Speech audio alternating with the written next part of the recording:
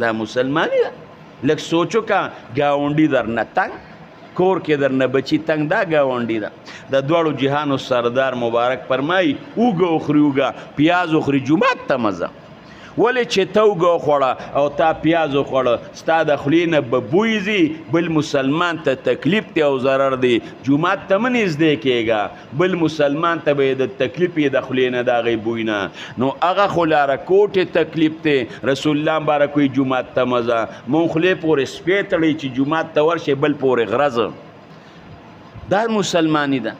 په جومات کې درنه خلک تنګ، کور درنه ښځه تنګه، بچي درنه تنګه، ګاونډي درنه تنګه، رشته دار درنه تنګه، دا مسلمانی ده. لږ به سوچ وکړو د خپلې زندګۍ ته.